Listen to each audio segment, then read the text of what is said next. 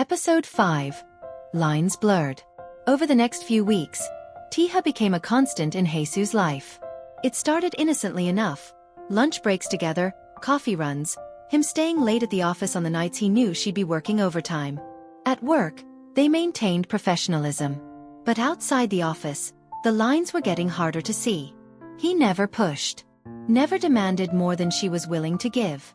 But his presence was steady, unwavering, like he decided she was worth waiting for and nothing would change his mind. "You're spending a lot of time with the new intern," Jiyeon observed one day, her tone carefully neutral. Haesu looked up from her computer. "We're friends." "Aha. Friends who look at each other like that." "Like what?" "Like you're the only two people in the room." Jiyeon leaned against the cubicle wall. "I'm not judging. Honestly, after what Mincheol did, you deserve someone who treats you well. I'm just saying, be careful. Office romances are complicated, and he's young." "There's no romance," Haesu insisted, but the words felt hollow even to her own ears. Because the truth was, something was happening. Something she wasn't ready to acknowledge but couldn't quite deny. The way Taeha's hand would brush hers when he handed her coffee. The way he'd text her good morning and good night, every single day without fail. The way he'd memorized her schedule, her preferences, her moods. The way he looked at her when he thought she wasn't paying attention. Like she was a masterpiece he couldn't stop studying. That evening, Haesu met with a divorce lawyer. The consultation was brutal. Discussions of asset division, debt responsibility, timelines and paperwork that would officially end her marriage. When she left the office, she felt hollowed out. She sat in her car in the parking garage, hands shaking on the steering wheel, wondering how her life had come to this. Her phone rang. "Taeha." She almost didn't answer. But she was so tired of being alone. "Hello. Hey. How was your day?" His voice was warm, familiar. "Terrible, actually. I just met with a divorce lawyer." Silence. Then, "Where are you?" "Parking garage on 5th Street. "Stay there.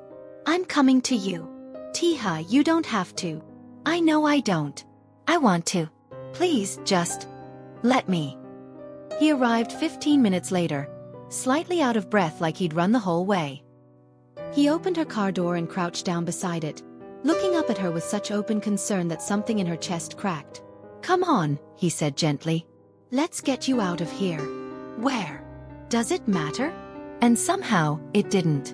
They ended up at a small park by the river, walking along the path as the sun set. Taeha bought them both hot chocolate from a street vendor, and they sat on a bench watching the water. "Tell me something good," Haesu said suddenly. "About your life. Your dreams. Anything that isn't about divorce and debt and everything falling apart." Taeha was quiet for a moment, sipping his drink. Then, "I want to open my own design studio someday. Something small and independent, where I can work on projects I actually care about.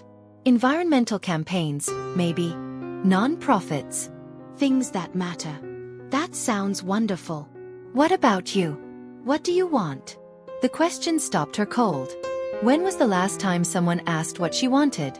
Not what she needed to do, or what was responsible, or what made sense. Just what she wanted.